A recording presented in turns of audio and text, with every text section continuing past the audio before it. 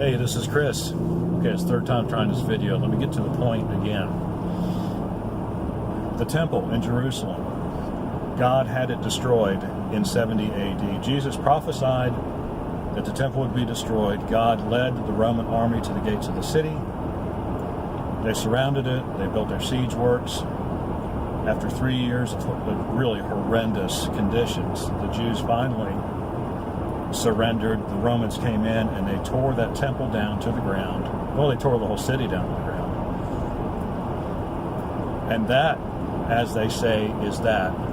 The temple is not going to be rebuilt. Jesus mentioned that clearly, because the old temple was part of Torah. The old temple was part of the sacrificial system that existed before Jesus was born. And up until 70 AD, which does lead to the interesting, what did God think about animal sacrifices up until 70 AD? Well, obviously he allowed them. I think he gave the Jews 2 generations of grace.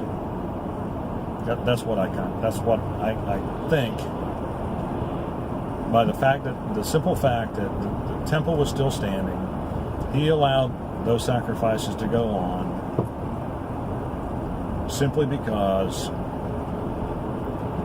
he knows the heart. Well, Jesus knows the heart of man. He knows it's hard. It's hard to come to a new belief system. It's hard to let go of the old ways. I mean, I don't know, right? But it kind of makes sense to me. But at 70 AD, the time ran out. The temple was destroyed. It's not going to be rebuilt. Jesus prophesied it was going to be torn down. And then what did he prophesy right after that?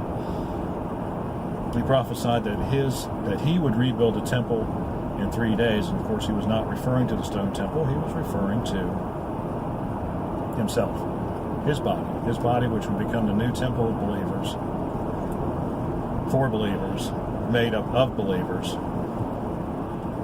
And so that's what the new temple is. So the old temple is gone. So you can't offer your required Torah sacrifices because God's not interested in your required Torah sacrifices, just as he's not interested in your Torah-required feasts or your Torah-required, what else?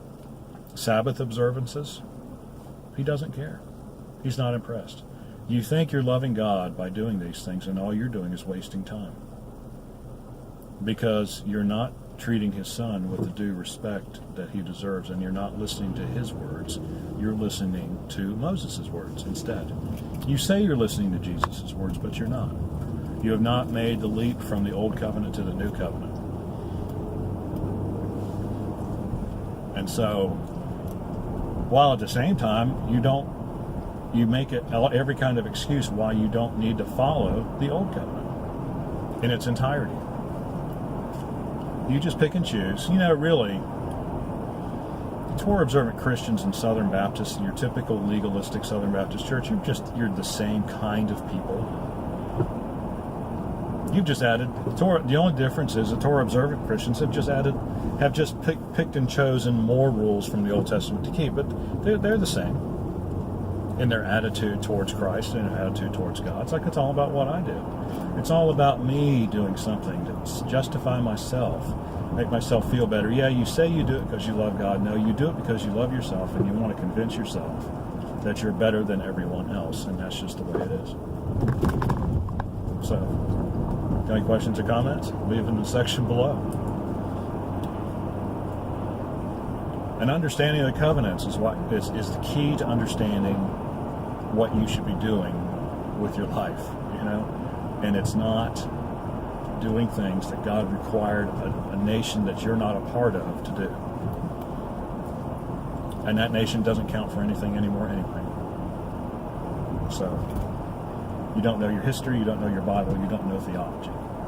Alrighty, I think I've said enough.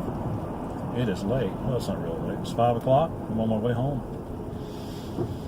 God bless you. If you have any questions or comments, intelligent questions or comments, love those.